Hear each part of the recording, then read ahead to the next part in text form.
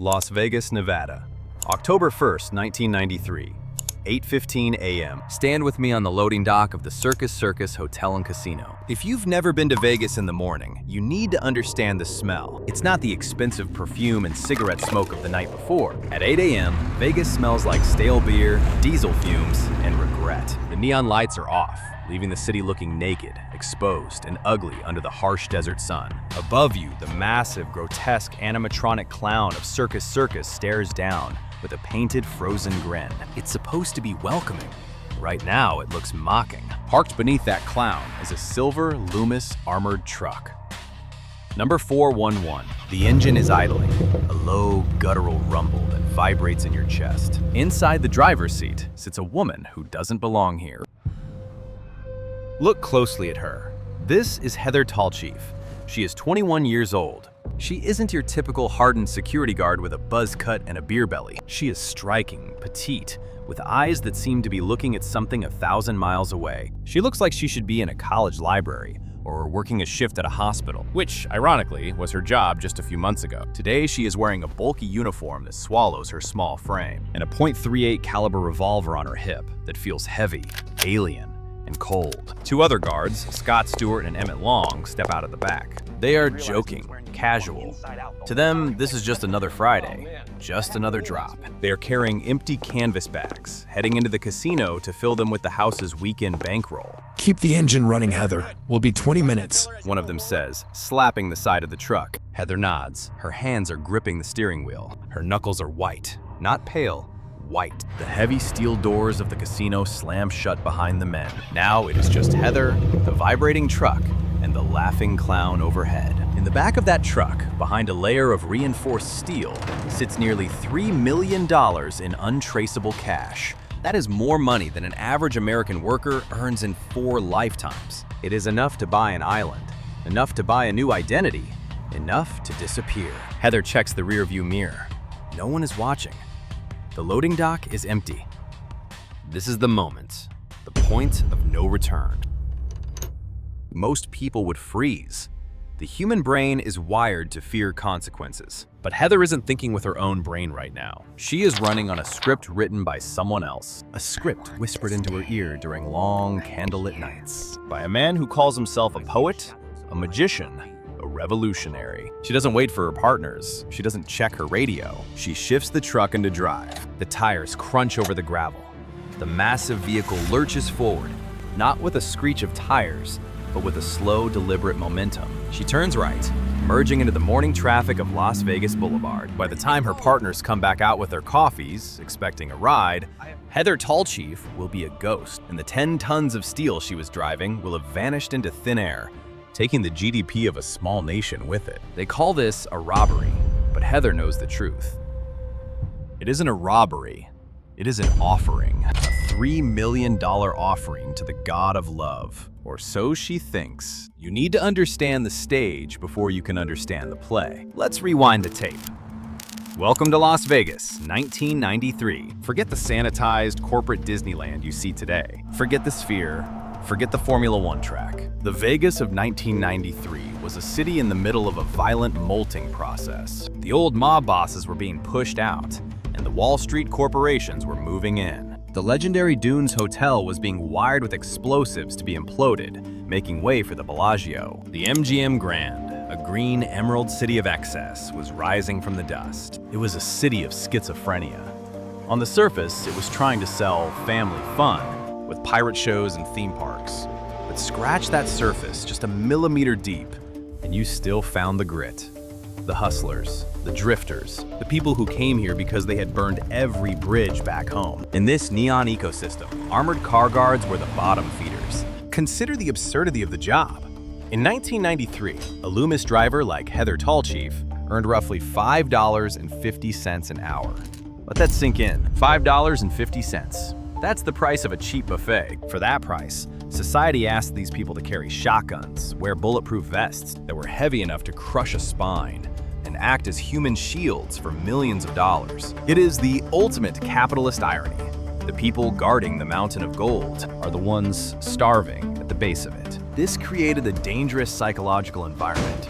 When you spend 10 hours a day surrounded by stacks of cash that you can touch, smell, and carry, but can't own. Something happens to your brain. The money stops being value. It becomes just paper. It becomes heavy. It becomes a burden. And the security? It was a joke.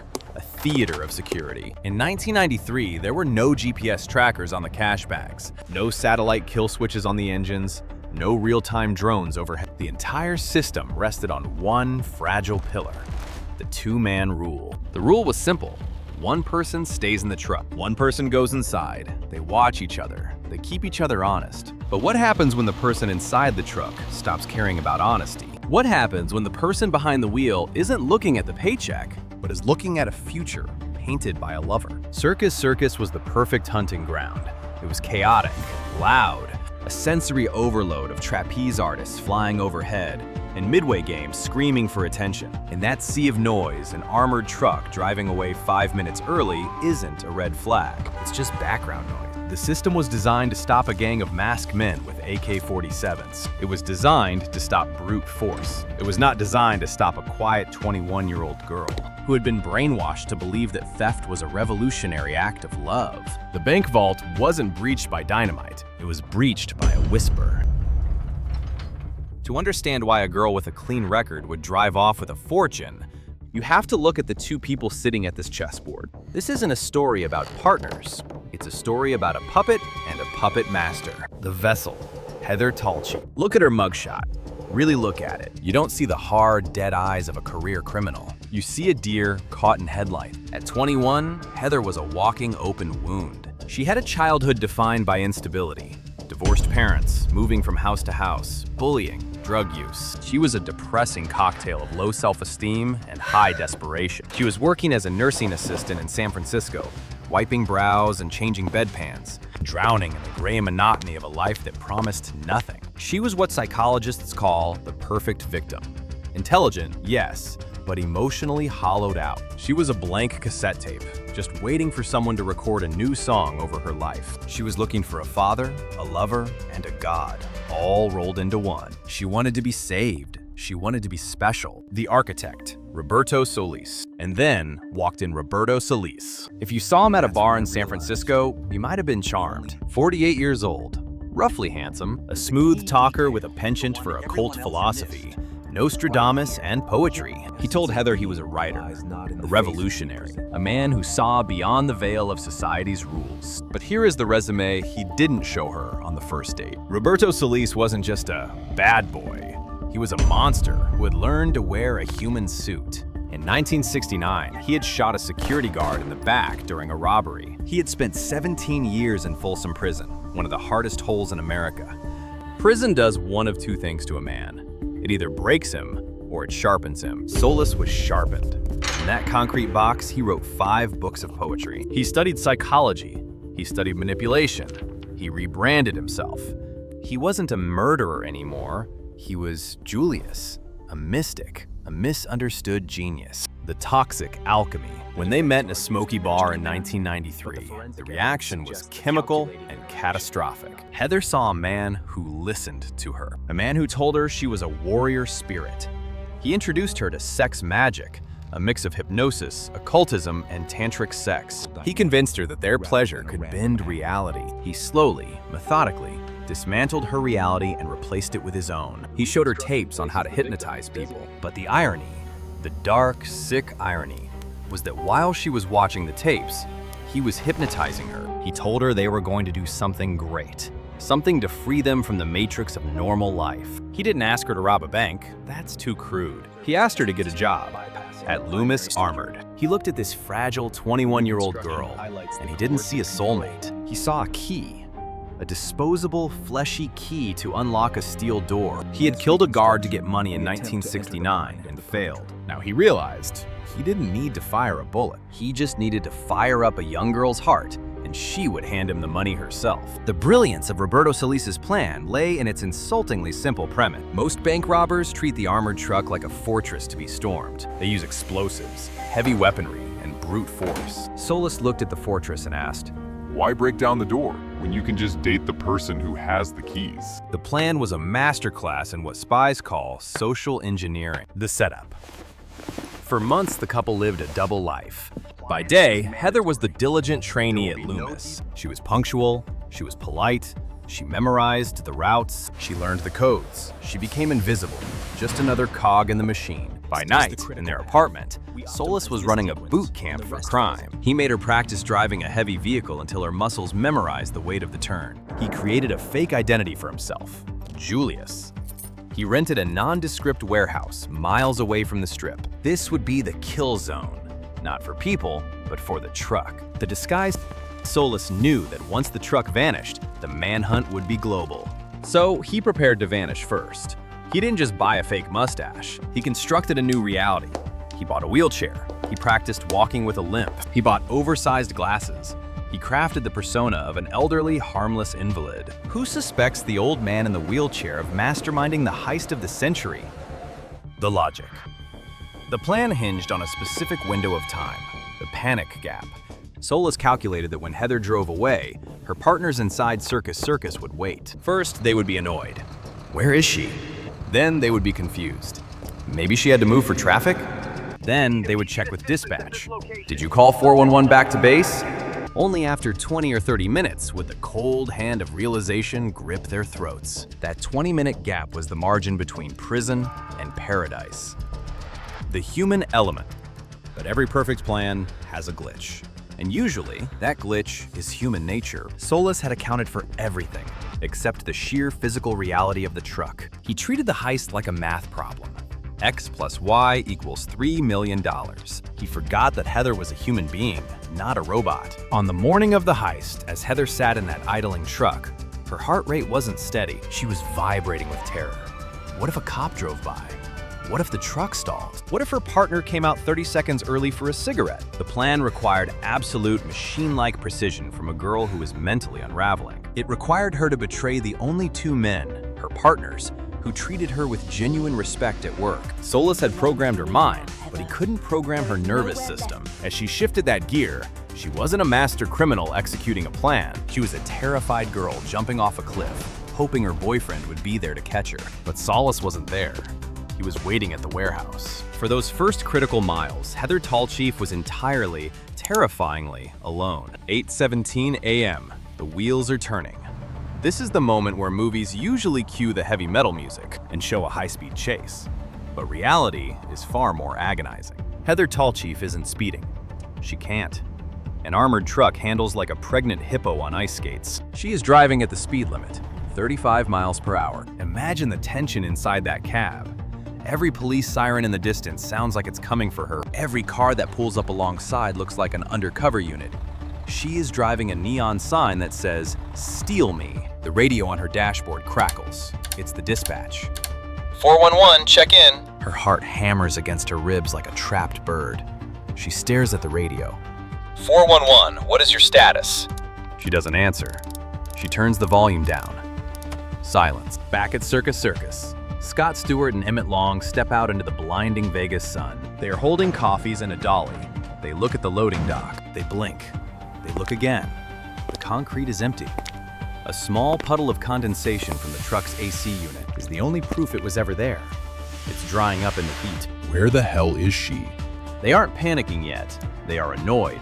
They think she's circling the block. They wait 1 minute, 2 minutes, 5 minutes. Then the cold dread sets in. The kind of dread that starts in the stomach and turns the blood to ice. This isn't a bathroom break. The kill zone. Meanwhile, Heather pulls the lumbering beast into a rented warehouse on the outskirts of the city, a place called Old Nevada. She drives into the dark bay. The garage door rattles shut behind her, cutting off the sunlight. Silence. Then, Roberto Solis steps out of the shadows. He isn't the poet-lover right now. He is the operator. There is no time for romance. No time for a good job, baby. They work with frantic, sweaty desperation. The back of the truck is a fortress, but they have the tools. In many armored trucks, the driver has no key to the back. But Solis, the meticulous planner, has come prepared with acetylene torches and crowbars. Or perhaps simply the brute force of adrenaline. They breach the inner sanctum. And there it is. Bags. Canvas bags stuffed with cash. Tens, 20s, hundreds, $3 million. It doesn't look like wealth. In the dim light of the warehouse, it looks like trash bags full of leaves. They start dragging the bags. The weight is immense. Cash is heavy, paper and linen, dense and dead. They are heaving breaths, sweat stinging their eyes, throwing the bags into boxes marked as cardboard. They load the boxes into a chartered plane. Yes, a plane. While the Vegas police are setting up roadblocks for an armored truck, Heather and Solis are already airborne. Heather looks out the window as Las Vegas shrinks beneath. The Circus Circus tent is just a tiny white dot in the desert. She has done it. She has committed the perfect crime. But as she looks at Solis, sitting across from her, staring at the boxes of money with a hunger he never showed her, she feels a sudden, sharp chill. She has left the law behind. But she is trapped in a metal tube at 20,000 feet with a murderer. Here's the twist that no one saw coming. It wasn't a flat tire. It wasn't a snitch. It wasn't a fingerprint left on a steering wheel. The twist was that they got away with it. Heather and Solis landed in Europe. They had fake passports, they had millions. The FBI was chasing ghosts in the Caribbean while they were sipping coffee in Amsterdam. They had achieved the perfect crime. And that is exactly when the trap snapped shut. You see, the fatal mistake Heather made wasn't criminal, it was emotional. She believed the money was the ticket to their freedom. She didn't realize the money was actually Solis's leash. Once they were safely hidden in the rainy, gray streets of the Netherlands, the poet vanished. The revolutionary disappeared. What was left was the ex-con. Solis took the money, all of it. He controlled the accounts, he controlled the passports, he controlled her. Heather found herself in a foreign country, unable to speak the language, wanted by the FBI, and completely dependent on a man who treated her like a servant. The romance evaporated. The sex magic turned into cold manipulation. She had stolen $3 million to buy a life of adventure. Instead, she had bought herself a life of solitary confinement with her jailer. Then, the variable changed. She got pregnant. When her son was born, the fog of brainwashing began to lift. She looked at this innocent life, a boy who had no name, no country, and a father who was a monster. She realized that if she stayed, her son would become just like Solis. Or worse, Solis would use him as the next pawn. The heist was a success. The life was a failure. September 15th, 2005. 12 years after the silver truck vanished, a woman walks into the federal courthouse in Las Vegas. She is 33 years old now. The baby fat is gone from her face, replaced by the hard lines of a woman who has lived on the run. She approaches the U.S. Marshal. She holds out her hands. I am Heather Tallchief. The media went wild. The Bonnie and Clyde of the 90s had returned. But Clyde was missing. Heather had left Solis. She had taken her son, fled through Europe, and finally decided that a prison cell in America was freer than a mansion with Roberto Solis. She turned herself in to give her son a chance at a normal life, a life without looking over his shoulder. She was sentenced to 63 months, 5 years in prison. She served her time, she got out. She works in healthcare now. She is free. But what about the money? And what about the magician? That is the final haunting note of this song. Heather returned with nothing. No cash, no diamonds. Roberto Solis? He never surfaced. The FBI has never found him. The $3 million, mostly, has never been recovered. Some say he died in South America. Some say he is living like a king in Spain. But look at the irony. Heather Tallchief, the one who drove the truck, the one who took all the risk, ended up working a 9-to-5 job, paying taxes, trying to forget.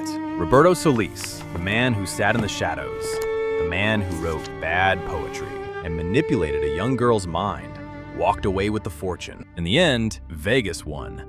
The house always wins. But in this case, the house was a sociopath with a silver tongue. Heather Tallchief stole a truckload of cash to find love.